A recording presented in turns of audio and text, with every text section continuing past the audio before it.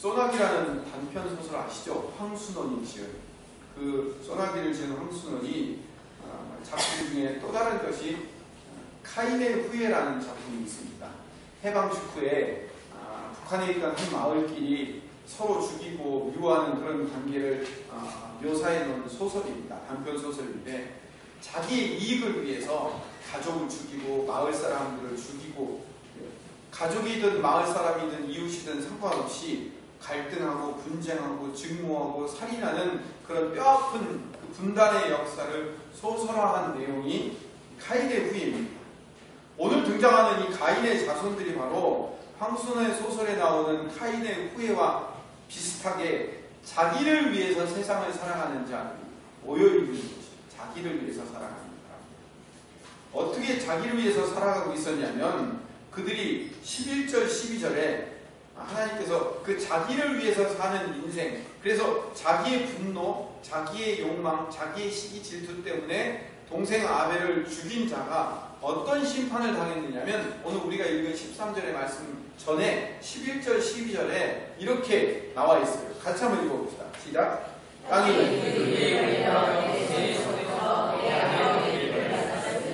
내가 땅에서 저주를 받으리니 내가 밭을 갈아도 땅이 다시 그 괴력을 내게 주지 아니할 것이요 너는 땅에서 피하며 유리한 자가 되리라. 죄로 말미암아 땅의 저주를 받죠. 이 땅의 저주를 받죠. 근데 이거는 가인만 그런 것이 아니라 지난주에도 말씀드렸지만 아담도 마찬가지예요. 아담이 선악과를 따먹고 죄를 지음으로 말미암아 그 죄의 결과로 땅의 저주를 동일하게 받아요. 3장 17절에서 19절 읽어볼까요? 같이 읽읍시다. 아담에게 이르시되 내가 내 아내의 말을 듣고 내가 내게 먹지 말라 나의 명령을 먹었을 나는 너로 말미암아 저주를 받고 너는 내 평생에 수고하여야 그 수산을 먹으리라. 땅이 내게 자수성물과 몽골기를 낼 것이라. 내가 먹을 것은 밭의 채소인즉 내가 문으로 돌아갈 때까지 얼굴에 땀을 흘려야 먹을 것을 먹으리니 내가 그것에서 취함을 입었습니다. 너는 그리 흙으로 돌아갈 것이라 하시니라. 죄의 결과로 말미암아 결국 땅의 저주를 받아요. 그러니까 아버지 아담이 죄의 결과로 땅의 저주를 받는 것처럼 아들 가인도 살인함으로 말미암아 땅의 저주를 받는 거예요. 똑같이 땅의 저주를 받아 그 저주받은 땅에서 그들이 살 수밖에 없다는 것을 그대로 보여주고 있는 거예요. 그런데 문제는 이거예요. 땅의 저주를 받은 사람이 그 저주의 결과를 그대로 당하면서 살아야 되는데 이 땅의 저주를 받은 가인이 하나님 앞에 자기의 죄과가 무겁다고 하나님 앞에 하소연을 하면서 고백을 하는 거예요. 뭐라고 고백하냐면 13절 같이 읽읍시다. 시작. 가인이 여호와께 아뢰되 내 재물이 지니가 너무 무거우니이다. 어쩌란 말이에요? 도대체 어쩌란 말이에요? 아니 죄를 지었으니까 지금 그 죄에 대한 결과로 심판을 받아 마땅한데 내가 너무 무거워요 라고 얘기하는 건 어떡하란 말이에요? 딸의 친구를 꼬드겨가지고 그 딸의 친구를 죽여서 그 살인죄로 복역하는 어금니 아빠가 처음에 그 사형을 언도받았어요. 근데 이렇게 자기 지은 죄와 보다 죄값이 더 무겁다고 항소를 해가지고 무기징역을 받았어요. 근데 그 무기징역도 무겁다고 20년형으로 낮춰달라고 또 상소를 또 했대요. 가능이나 한 거예요 이게? 아니 죄를 지었으면 그것도 남의 딸을 그렇게 죽어서 시체를 그렇게 막 토막 내가지고 토막살인 저질렀으면 어떻게 해야 되는 거예요? 죽어 마땅하잖아요. 그렇죠? 죽어 마땅한 사람이 내가요 사형이 너무 무겁거든요. 무기징역이 너무 무겁거든요. 20년형으로 좀 나중에는 가석방에서 한 10년 살다가 나오라고요? 죄를 지었으면 그 죄에 대한 대가를 받아야 되는데 자기 죄가 무겁다고 얘기하는 거예요. 문제는요 이 가인보다 하나님이 한술 더 떠요. 왜냐면 하나님께서 동생 아벨이 어디 있냐라고 물으실 때는 내가 내 아우를 지키는 자니까 그래서 하나님 앞에 대들된 자가 이 대들던 가인이 자기 죄가 무겁다고 항소를 하니까 뭐라고 얘기하냐면 그래? 그러면 너를 쫓아다니면서 피해 심판을 하는 사람들을 내가 막아줄게 이렇게 얘기하시는 거예요. 오히려 하나님이 가인을 보호해 주시는 거예요. 그러면서 가인을 죽인 자는 7배의 벌을 받으리라 라고 얘기를 하는 거예요. 이상하지 않아요? 하나님께서 어떻게 가인의 호소를 듣고 벌받는 자를 하나님께서 보호해 주시냐는 말이죠. 14절 15절 읽어봅시다. 이 황당한 얘기를 다시 한번 읽어봅시다. 시작. 주께서 오늘 우리를 지면에서 내가 주의 낯을 배우지 못하리. 내가 타협케 하며 명령을 잡아주자. 물은 나를 만나는 자마다 나를 죽이리라. 여호와께서 그에게 이르시되 그것이 아니하다. 가인을 죽이는 자는 벌을 7배나 받으리라 하시고 가인에게 그를 주사 그를 만나는 모든 사람에게서 죽이는 거라고 하시나라. 당연히 죽어야 되지 않는데 죽지 못하게 막으십니다.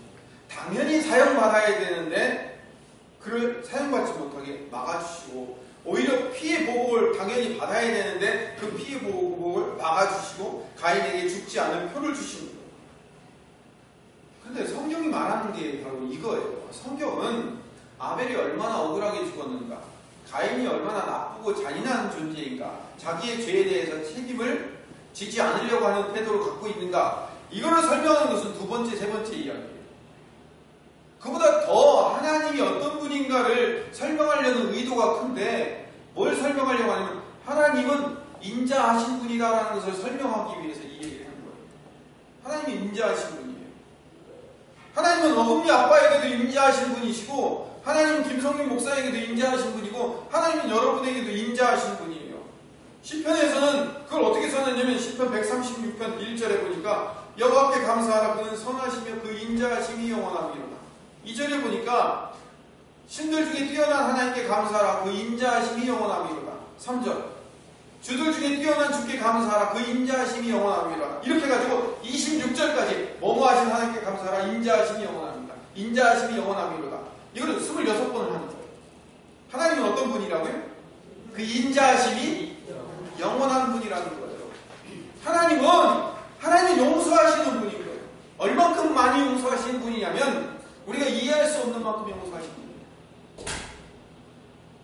죽음 마땅한 가인을, 죽음 마땅하잖아요. 동생을 죽인 그 가인을, 이해할 수 없는 그 가인을 죽지 못하도록 막아주시는 분이 하나님이시라는 거죠.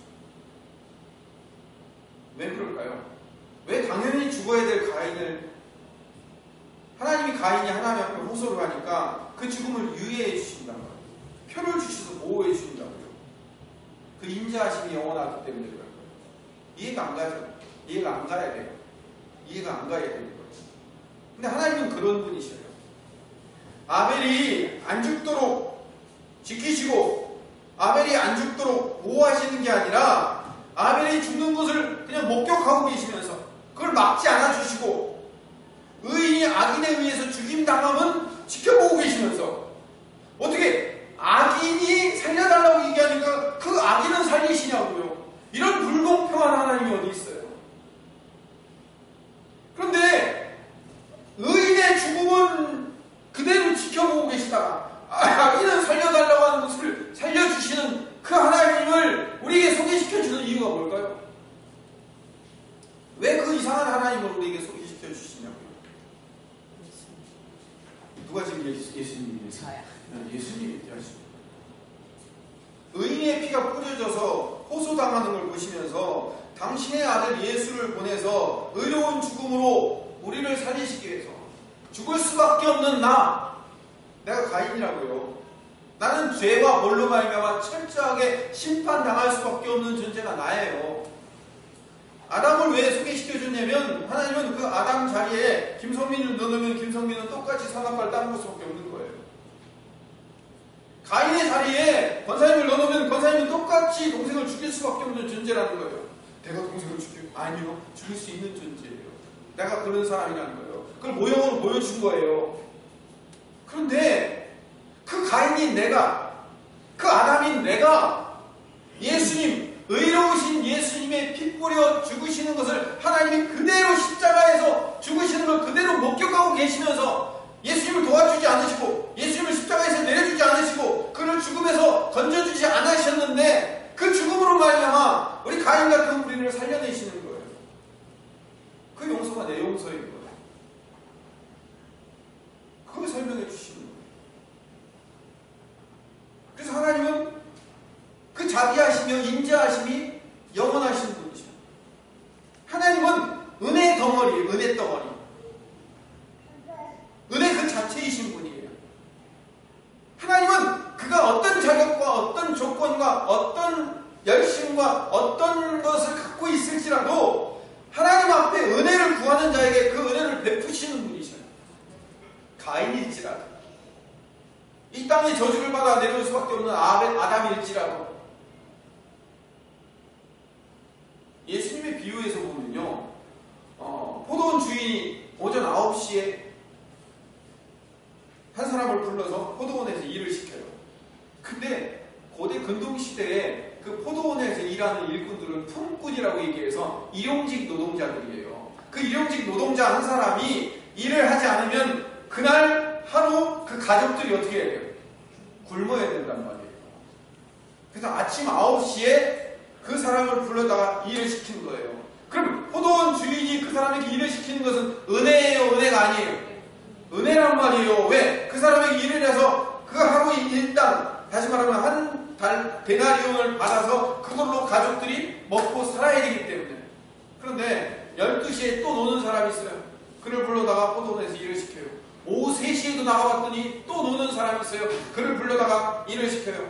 오후 5시에 노는 사람이 있어요. 그래도 불러다가 일을 시키는 거예요. 오후 5시에 불러다가 일 시킨 사람은 몇 시간 일했어요? 1시간 일했어요. 6시 되면 때가 한번 퇴근해야 돼요. 그런데 품삯을 주는데 오후 5시에 오는 사람서 한 사람 하루 1시간 일한 사람도 한 데나리온을 주고, 아침 9시부터 와서 일한 사람도 한 데나리온을 주는 거예요. 누가 제일 열받을까요? 아침 9시에 온 사람이 제일 열받죠. 왜? 나는 하루 종일 일했는데 얘는 1시간 일하고 가서 한 데나리온 말이야? 말도 안 된다. 하나님은 왜 이렇게 불공평하냐고. 하나님은 왜 이렇게 불공평하냐고. 그러니까 하나님께서, 예수님께서 그 비유에서 뭐라고 말씀하시는 건지 아세요? 포도원 주인이 뭐라고 얘기하냐면 마태복음 20장 14절에 보니까 내 것이나 같이 읽읍시다. 시작. 내 것이나 가지고 와라. 나는 이 사람에게 영광을 주신 것이 내 뜻이니라. 누구의 뜻이라고요? 하나님의 뜻이래요. 이 사람에게 너와 똑같이 주는 것은 하나님 내 뜻이다 라고 얘기합니다. 9시에 온 사람은 그 은혜를 이해할 수 없어요. 9시에 온 사람은 절대로 이해가 안 된단 말이에요. 왜 나는 하루 종일 일했는데, 왜 나는 1시간만 일했는데 왜 똑같이 주냐? 분노할 수밖에 없어요. 시기하고 질투할 수밖에 없다고요. 그게 누구의 마음이에요? 가인의 마음이죠. 그죠? 나의 마음이기도 하지만 가인이 왜 동생 아벨을 때려 죽였어요? 나는 내 거는 안 받는데 왜 아벨 것만 받습니까? 시기와 질투 때문에 그렇잖아요. 자, 그런데 잘 보세요. 오후 5시에 와서 일하는 사람은 그 오후 5시에 그 사람을 불러서 일시키지 않으면, 1시간에라도 일을 시키지 않으면 그와 그의 가족은 어떻게 해야 돼요? 그날 굶어야 돼요. 오후 5시에 온 사람이 나라고 생각해 봅시다. 아침 9시에 부르는 사람은 어떤 사람일까요? 덩치도 크고 일도 잘하고 그렇게 생긴 사람들을 불러다 쓸 거예요. 오후 5시까지 일이 없는 사람은 어떤 사람일까요? 장애인일 수 있어요. 몸이 왜소하고 약해가지고 사람들이 불러주지 않는 품꾼일 수 있단 말이에요. 그런 사람에서 그에게 은혜를 준 거예요. 야, 너 1시간이라도 일하고 가서 이거라도 먹고 살아야 될 거 아니니? 라고 준 포도원 주인의 은혜가 거기에 담겨져 있단 말이에요. 그걸 모르면 어떻게 너 1시간밖에 안 일하는 거 나랑 똑같이 받을 수 있냐고 열받아 한단 말이에요. 왜? 우리가 가인의 마음을 갖고 있기 때문에. 그래서 하나님은 어떤 분이라고요? 인자하신 분이에요. 그 인자가 크고 영원하신 분이에요. 하나님 앞에서 인간의 얄팍한 평등과 인권을 설명할 수 없어요. 하나님은 그가 누구든지 자비를 구하면 하나님은 은혜를 베푸시는 분이셔요. 여러분 입장에서 자격과 조건을 따지죠. 아니에요. 하나님의 은혜를 지금 설명하고 있는 거예요. 하나님은 누구에게나 은혜를 베푸시는 분이십니다. 그런데 그 하나님을 찾아와 그분께 구하면 가인일지라도 은혜를 베푸시는 분이 하나님이신데, 지금 가인의 후예들을 설명해놨어요. 가인의 자손들을 쭉 설명했는데, 이 가인의 자손들은요, 하나님을 구하지 않아요. 하나님의 은혜를 구하지 않아요. 하나님께 찾아와서 하나님께 매달려서 하나님께 달라고 하지 않는 자들인 거예요. 그들이 어떤 자들이냐면 16절에 보니까 가인이 여호와 앞을 떠나서 에덴 동쪽 노 땅에 거주하더니 라고 되어 있어요. 여호와 앞을 떠나서라는 얘기는 여호와 앞을 그냥 멀리 떠났다, 지리적으로 멀리 떠났다라는 의미도 있지만 뭘 의미하는 거예요? 하나님을 멀리 하나님의 도움을, 하나님의 은혜를 멀리 떠났다는 그런 영적인 의미도 여기에 담겨져 있어요. 그래서 에덴 동쪽 노 땅에 거주했다고 얘기합니다.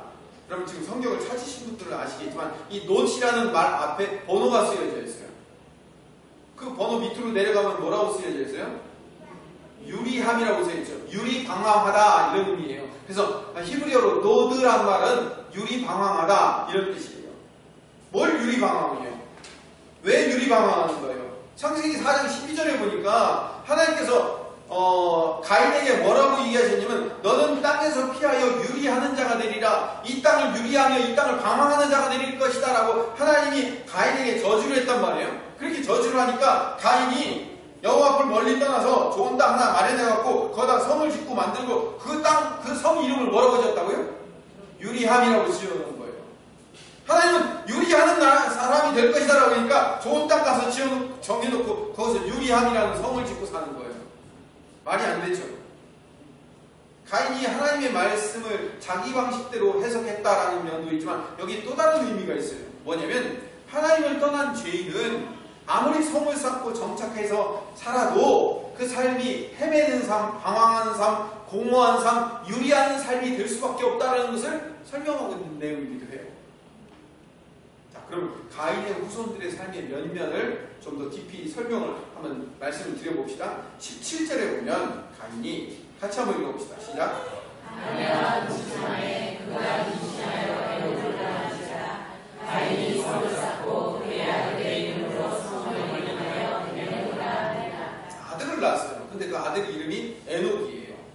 여러분 에녹이라는 사람 들어보셨죠? 어떤 사람이에요? 300년 동안 하나님과 동행하다가 하늘로 올라간 사람. 이 사람은요 가인의 후손은 에녹이 아니라 셋의 후손인 에녹이에요. 근데 이 에녹과 이 에녹은 다른 에녹이에요. 다른 에녹.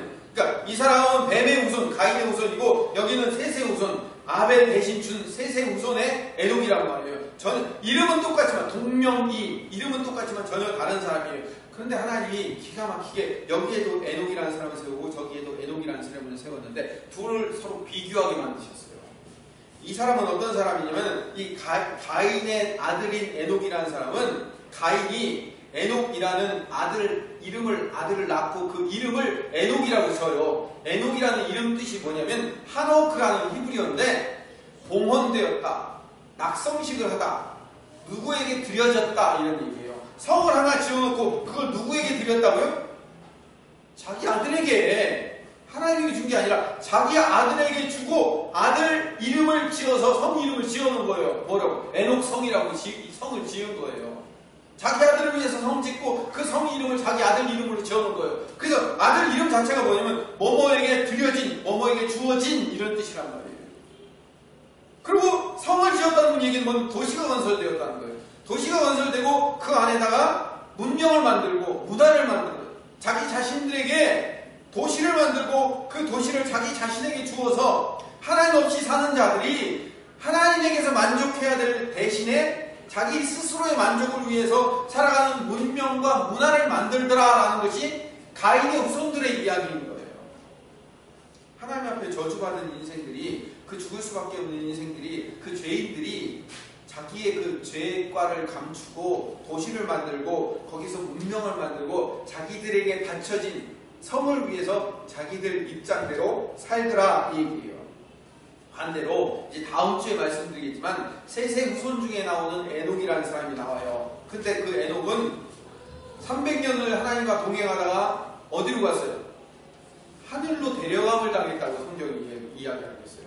자, 왜 두 번째 에녹은 이 땅에 성을 쌓지 않고 하늘로 데려감을 당했을까요? 앞에 있는 에녹과 서로 비교하기 위해서 그러는 거예요. 앞에 있는 에녹은 성을 쌓고 여기다 문명을 만들고 문화를 만들고 이 성을 내 것으로 차지하고, 그래서 뭐예요? 이 땅이 여기의 중심이기 때문에 이 땅을 위해서 살아가는 거예요. 근데 두 번째 에녹은 어떤 사람인 거예요? 두 번째 에녹은 하나님 나라가 그 본향이고 하나님 나라의 성을 쌓고 사는 사람이기 때문에 그를 데려가는 거란 말이에요. 그래서 두 에녹이 서로 비교되고 있는 거예요. 18절로 넘어갑시다. 18절 이하부터 그 도시 안에 사는 그 가인의 후손들의 이름들이 등장해요. 그들을 통해서 그들이 어떤 삶을 살았는가를 추측할 수 있어요. 에녹이 누구를 낳냐면 이랏을 낳아요. 이랏은 히브리어로 이라드라는 뜻인데 도망하다 이런 뜻이에요. 도망자라는 뜻이에요. 어디로부터 도망하는 거예요? 하나님으로부터 도망하는 사람이에요. 그 이랏이 또 누구를 낳냐면 무후야엘을 낳아요. 히브리어로 메후야엘이라는 뜻인데 이게 하나님의 징계, 하나님께서 치셨다 이런 뜻이에요. 하나님이 징계하고 하나님이 치는 사람이 무후야엘이에요. 무후야엘이 또 누구를 낳냐면 무드사엘을 낳아요. 무드사엘은 히브리어로 메투샤엘이라는 뜻인데 이것은 신의 사람 이런 뜻이에요. 신의 사람. 신의 사람이라고 해서 하나님의 사람을 얘기하는 게 아니고 나는 신적인 사람이다. 내가 바로 신이다 이런 뜻이에요. 내가 더 신이다. 아담이 왜 선악과를 따먹었죠? 뱀에게 어떤 유혹을 받고 네가 하나님과 같이 되리라라는 그 말 때문에 하와가 따먹고 아담에게도 주어서 그걸 먹었지 않습니까? 그런 것처럼 나중에 가인의 후손 중에는 어떤 사람이 등장하냐면 나는 신이다 라고 자기 자신을 신으로 부르는 사람이 드디어 등장하더라는 거예요. 그런데 자기 자신을 신으로 부르는 이 무드사일이라는 사람이 또 누구를 낳냐면 라멕이라는 사람을 낳아요. 근데 이 라멕이라는 사람은 히브리어로 레메크라는 뜻인데, 레메크라는 말인데 이 레메크는요 랑게라는 유명한 구약 신학자가 이렇게 해석을 했어요. 레메크라는 말은 나는 강한 자다, 나는 강하다 라는 뜻이라고 해석을 해요. 왜 레메크가 나는 강하다라는 뜻으로 해석하는지 잘 보세요. 그 아버지 무드사엘이 무슨 뜻이라고요? 나는 신이다 라고 이름을 붙였다고요? 나는 신이다 라는 사람 밑에서 아들이 이름이 어떻게 됐어요? 나는 강하다, 나는 신인 사람이다, 나는 강한 사람이다. 신의 아들이 어떤 사람이 나왔어요? 강한 사람이 나왔죠? 당연한 거예요. 당연한. 자기 스스로를 신이라고 부르는 사람 밑에서 나는 강한 사람이다라고 아들이 나왔다는 것은요 당연한 거예요. 정말 그들이 신이기 때문에 그런 거고 그들이 정말 강하기 때문에 그런 게 아니라 자기 자신을 그렇게 부른다는 거예요. 자기 자신을. 그래서 이 라멕이 뜻이 뭐라고요? 강한 자라는 뜻이라고 그랬죠. 그래서 자기는 강하기 때문에 강자의 입장에 서서 부인을 둘을 얻게 돼요. 19절을 봅시다. 같이 읽읍시다. 시작. 하나님의 이름은 아다요 하나의 이름은 실라였더라. 요 라멕이 태어나기 전까지만 해도 한 남자 옆에 한 여자가, 그래서 남자와 여자가 만나서 부모를 떠나 결혼하여 사는 것을 하나님의 뜻으로 정하여 살아왔어요. 창세기 2장부터 나와있죠. 그런데 라멕은 나는 강한 사람이다. 강하기 때문에 뭐예요? 내가 원하는 대로 부인을 둘도 얻을 수 있다라고 해가지고 아다라는 여인과 실라라는 여인을 둘을 얻는 거예요. 왜? 강한 사람이기 때문에. 이 아다라는 사람의 이름 뜻이 뭐냐면 장식하다 이런 뜻이에요. 자기를 꾸미고 장식하는데 전념한 사람이 아다예요. 그 다음에 두 번째 부인의 이름은 실라예요. 히브리어로 실라인데 이 실라는 뭐냐면 음흉한 그림자 이런 뜻이 들어있어요. 그늘, 음흉한 그림자. 그러니까 두 번째 부인은 음침하고 음흉한 여인이에요. 첫째 부인은 자기만을 꾸미며 사는 여인이고 두 번째 부인은 음흉한 그림자 같은 여인이에요. 그런 여인 둘을 얻고 사는 남자가 누구냐면 라멕이라는 남자. 나는 강한 남자이기 때문에. 강한 남자이기 때문에 부인을 둘을 얻었어요. 그건 강한 게 아니에요. 하나도 이쁜데.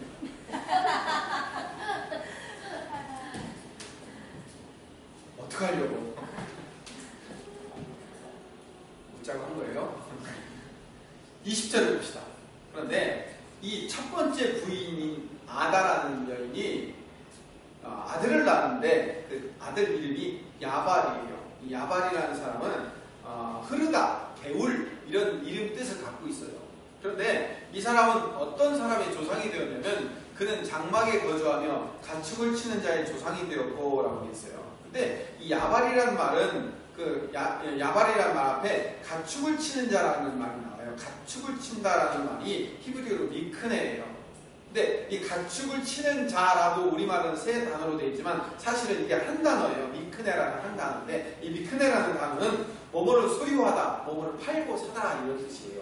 근데 옛날 고대 근동에서는 뭘로 사고 팔았냐면 가축이 하나의 돈이 된 거예요. 가축.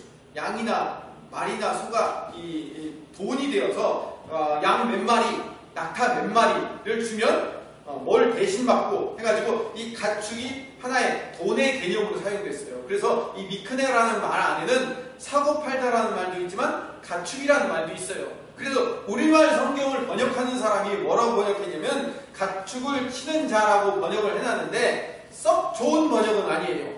왜 좋은 번역이 아니면 물론 이 안에 가축이라는 말도 들어있지만 원 의미는 소유하다, 사고 팔다, 가축을 가지고 사고 파는 자라는 뜻이 거기 있기 때문에 그래서 목축업의 조상이 되는 게 아니라 엄밀한 의미에서 얘기하면 가축을 매개로 사고 파는 장사하는 사람의 조상이 된 거예요.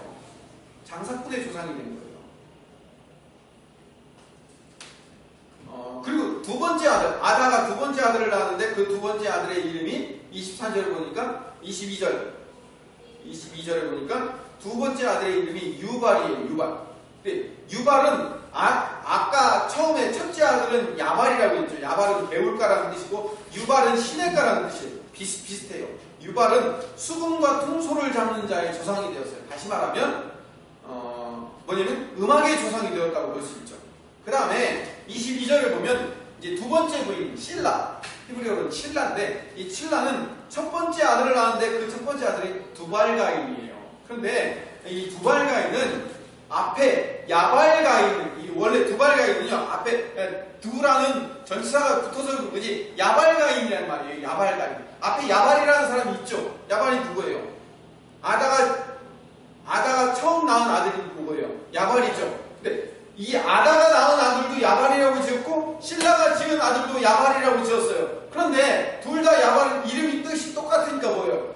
이 실라가 지은 아들은 거기다가 이름을 하나 더 붙여갖고 야발 가인의 야발이다 라고 얘기한 거예요.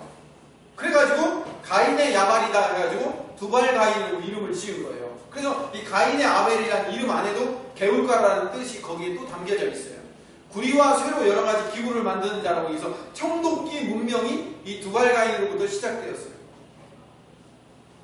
칠라의 딸이 있어요. 칠라의 딸은 두발 가인의 누이는 나아마였어요. 이 나아마는 기쁨, 즐거움, 쾌락 이런 뜻이 있어요. 자, 오늘 말씀을 좀 정리합시다. 정리해서 결론을 내립시다. 성경이 이렇게 가인의 후예들의 이름을 쭉 기록해놨어요. 근데 그들의 이름 안에 그들의 사고 방식과 살아가는 방식이 거기에 기록되어 있단 말이에요. 하나님이 주신 땅에서 멀리 나와서 그들 스스로 자기들만의 성을 쌓고 그 성을 자기 아들에게 주어서 그 성을 자기들만의 문명과 문화를 만들어서 그 안에서 도시 문명을 만들고 온갖 하나님을 대신하는 자기 자신으로 채울 것들로 가득 쌓아놓고 사는 인생들, 쉽게 얘기하는 이들이 뭐예요? 세상 사람들을 의미하는 거예요. 가인의 후예들 안에는 도시 문명을 씌워놓고 그 안에서 자기 자신을 위해서 문화와 문명을 짓고 살아가는 인생들 전부를 이 안에다 담아놓은 거예요. 그런데 이 도시 문명을 짓고 문화와 문명을 가지고 살아가는 이들의 삶의 결국, 그들의 삶의 결과가 무엇인지를 23절, 24절에서 설명해 주고 있어요. 같이 한번 천천히 읽어봅시다. 시작. 라멕이 아내들에게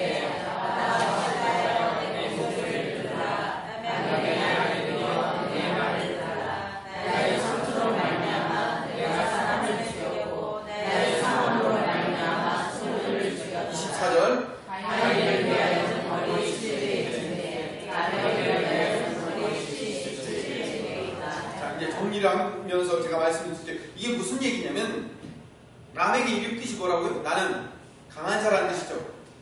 때문에 아내를 둘이나 얻고 그 강한 나의 강함, 나의 잘남, 내가 얼마나 강한 자인가를 아내들한테 자랑 삼아 얘기하면서 이렇게 얘기한 거예요.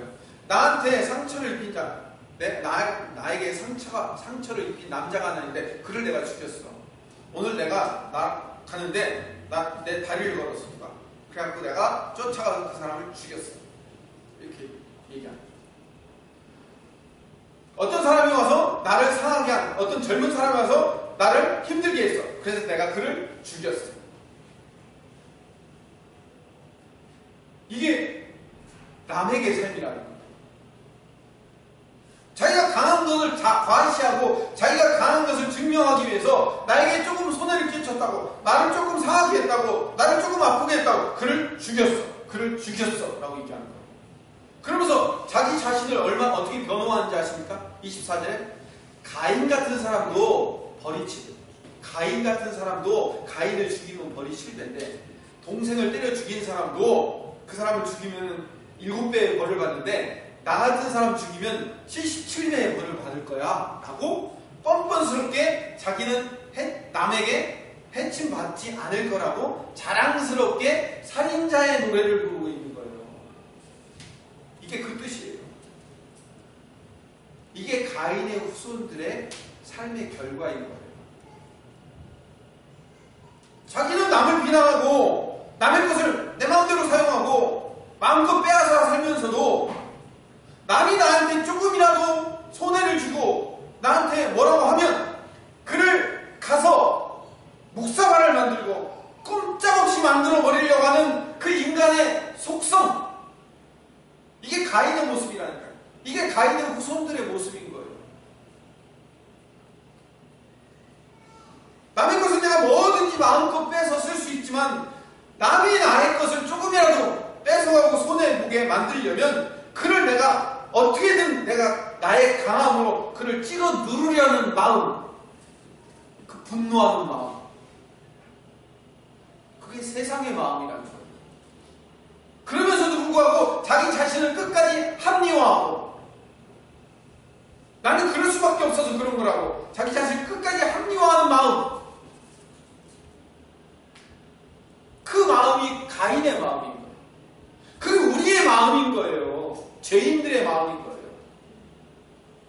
외형적으로 볼 때는요, 가인의 자손들은 도시를 건설하고 문명을 만들고 상업이 시작되고 음악이 시작되고 청동기 문명이 발전하고 아름다운 여인들이 넘쳐나는 살기 좋은 세상처럼 보이지만 그 안에 있는 자들의 삶의 내면을 보면 나 자신을 위해서 남을 철저하게 짓밟고 올라가며 나는 잘못이 없고 나를 해치면 내가 가만두지 않겠다고 나의 힘과 권력을 가지고 벼르면서 남을 윽박지르는 갑질하는 세상의 삶, 자신을 위해서 살면서 자신의 강함을 자랑하며 사는 삶이 바로 세상의 삶이라는 거죠. 그게 가인의 후손들의 삶인 거예요. 그런 죄인들로 가득하며 그 죄인된 마음으로 가득한 세상에서 하나님이 예수 그리스도를 보내주셔서 그분이 아벨처럼 희생당함으로 말미암아 그분의 은혜, 그분의 십자가의 의로 말미암아 우리를 아벨의 자리로 끌고 가시는 거예요. 원래 가인이었어요. 우리 몽땅 다 가인이었어요. 가인이었는데 우리를 아벨의 자리로 끌고 와서 우리를 그 아벨의 삶을 살게 만드시는 거예요. 여러분들이 아멘을 해도 안 해도 할 수 없어요. 그렇게 갈 거예요. 그래서 우리를 나그네 인생으로 부르시는 거예요. 에녹처럼, 다음 주에 말씀드릴 그 에녹처럼 우리를 하늘로 끌고 가실 거예요. 그런 인생으로 우리를 만들어내실 거예요. 근데 우리 성도를 가인들과 똑같이 가인들의 후예와 섞여서 살도록 만드신 이유가 뭘까요? 하나님을 떠난 자들의 삶이 겉으로는 화려해 보이지만 그 안에 있는 내면의 삶은 얼마나 유리방황하는 삶이며 그들이 얼마나 추악하고 상처를 입고 사는 삶이며 그들이 얼마나 자기 자신만 생각하며 남을 생각하지 못하는 삶을 사는가를 보여주고 있는 거예요. 그리고 우리에게도 그걸 보여주는 거예요. 우리가 하나님의 은혜가 아니었다면 우리도 그 가인의 후손들과 똑같이 남에게 피해나 주며 상처나 주고 사기나 치고 남의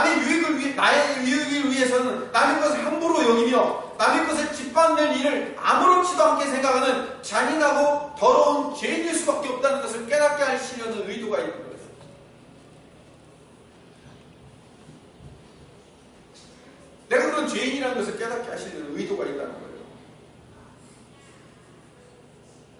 내 것은 소중하게 여기면서 남의 것은 함부로 마음껏 갖다 쓰면서도 무서워할 줄 모르는 그런 악랄한 존재가 나라는 거예요. 그걸 깨닫게 만드시는 거예요. 그래서 하나님의 은혜로 하나님의 자녀로 선택된 성도가 되었다는 것은요, 하나님의 은혜로 우리가 그렇게 용서받은 자예요. 용서받은 자로서의 삶을 이제 아벨처럼 살아가게 만드시는 거예요. 세상은 우리가 아무리 가르치려고 해도 가르칠 수 없어요. 세상은 자기 자신만 위해 살아갈 수밖에 없어요. 근데 하나님의 은혜로 살아가는 성도는 이제 자기 자신만 위해 살아가는 자가 아니라 남을 위해서 살며 하나님을 위해서 살아가는 자로 바뀌게 되는 거예요. 이게 뭐예요? 이게 희생당하는 삶인 거예요. 아벨이 희생당하 죽었죠. 돌 맞아 죽었죠. 우리가 돌 맞아 죽는 삶을 사는 거예요. 정말로 우리가 돌에 맞아 죽는다는 게 아니라 우리의 희생은 무슨 희생이에요? 세상에 전부 자기 자신을 위해 살 때 우리는 하나님을 위해서, 남을 위해서 내 것을 드리고 바치고 전달할 수 있는 삶으로 우리를 바꿔주신다는 거예요. 그렇게 바꾼 삶을 살게 만드신다는 거예요. 그래서 우리가 사랑하고 용서하고 하나님을 위해 살며 남을 위해서 사는 삶이 그게 바로 희생이에요. 그게 맞아 죽는 삶이라고요.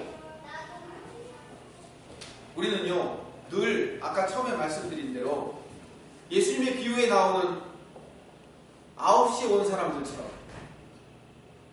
가인처럼 우리는 늘 우리 안에 불평과 불만이 있어요. 세상 사람들은 다 자기 자신만 위해 살잖아요. 그런데도 불구하고 자기 자신만 위해 사니까 다들 잘 먹고 잘 살잖아. 근데 우리는 그렇게 잘 먹고 잘 살지도 않는데 왜 나는 별로 그렇게 가진 것도 없는데 왜 다 내놓으라고 얘기합니까? 왜 하나님을 위해서, 세상을, 이웃을 위해서 왜 다 주면서 살아라고 합니까? 그게 우리예요. 세상과 비교하면서 나도 좀 뭔가 세상과 비슷해야 되지 않겠습니까? 남과 비교하면서 세상의 가치라는 잣대를 가지고 남들과 비교하면서 남들은 이렇게 사는데 왜 나는 그렇게 못 사냐고, 나도 남들처럼 살면 안 되냐고 우리는 자꾸 묻는단 말이에요. 근데 그렇게 묻는 사람들이 가인의 후손의 마음을 여전히 갖고 있는 사람들이에요. 늘 남과 비교하면서 세상은 그렇게 사는데 왜 나는 그렇게 못 살게 만드십니까? 이거예요. 남들이 가진 가치보다, 여기서 말하는 남들이라는 것은 세상의 가치예요. 세상이 가진 가치보다 못하다고 우리는 늘 불평하고 있어요. 하나님, 내가 하나님 잘 섬기면 세상 사람들이 갖고 있는 가치만큼 나도 그런 가치를 주셔야 되는 거 아닙니까? 라고 불평하고 산단 말이에요. 그런데 우리는 그걸 불평하는 사람들이 아니라 세상과 전혀 다른 사람으로 선택받은 자들이라는 걸 아셔야 돼요. 우리는 희생하는 사람인 거예요. 뭘 위해서 희생하는 사람이에요? 하나님을 위해서, 이웃을 위해서 희생할 수 있는 사람이에요. 내어놓을 수 있는 사람인 거예요. 뭐가 가진 게 있다고 우리를 내놔내요? 아니, 우리를 통로로 사용하신다고요. 도구로 사용하셔서 우리가 그렇게 내어놓을 수 있는 사람으로 우리를 만들어 세우신다고요. 그게 아벨의 후손인 거예요. 왜 나만 맨날 청소해야 돼요? 왜 나만 맨날 설거지해야 돼요? 왜 나만 맨날 이런 일을 해야 돼요? 남들은 다 안 하고 사는데 왜 나만 하는 거예요? 나는 가인의 마음을 버려야 돼요, 이제. 왜 나만 해야 돼요가 아니라 그렇게 왜 나만 해야 돼요는 그렇게 사명을 주신 사람들이 누구예요? 다 아벨들인 거예요. 아벨이기 때문에 그렇게 하는 거예요.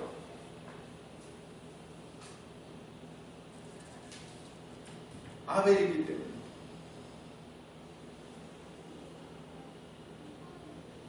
제가 헌금 기도하고 마지막에 자녀들을 위해서 기도할 때 늘 하는 똑같은 기도가 하나 있습니다.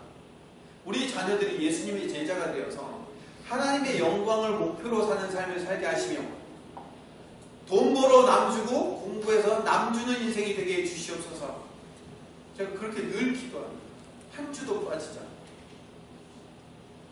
우리는요, 돈을 벌어서 공부를 해서 그걸 가지고 내 자신이라는 애독성을 쌓고 거기서 떵떵거리면서 나의 강함을 자랑하면서 사는 인생이 아니에요.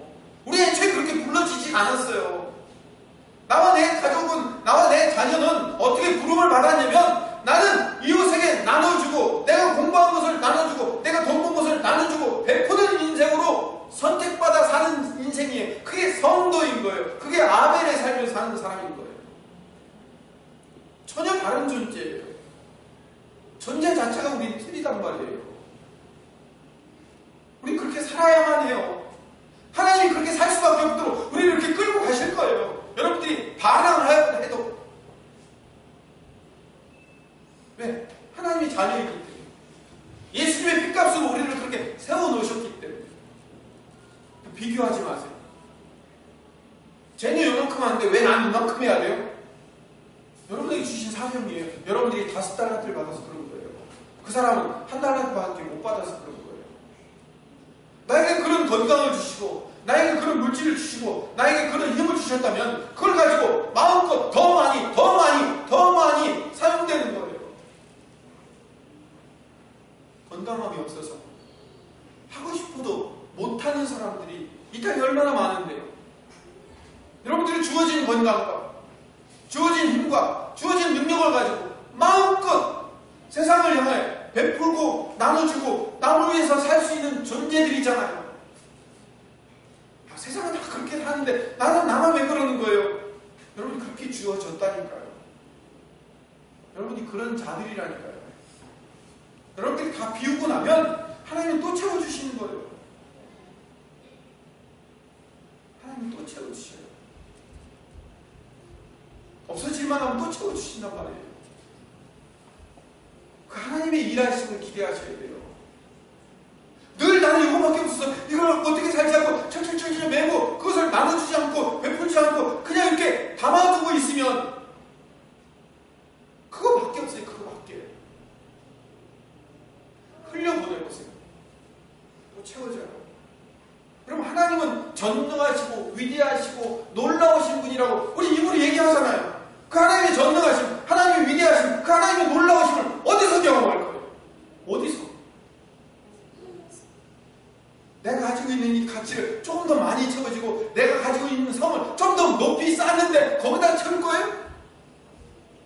그래서 여러분의 성이 커지고 여러분들의 가치와 자아가 커지면 그게 하나님의 영광이 돌려지는 일이고 그것이 하나님 앞에 높여지는 일이고 그게 하나님의 능력인 거예요? 아니잖아요.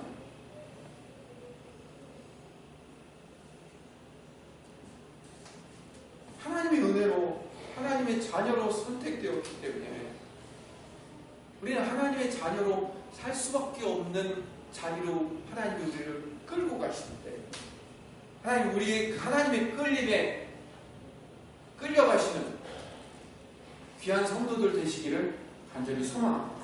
네, 기도하겠습니다.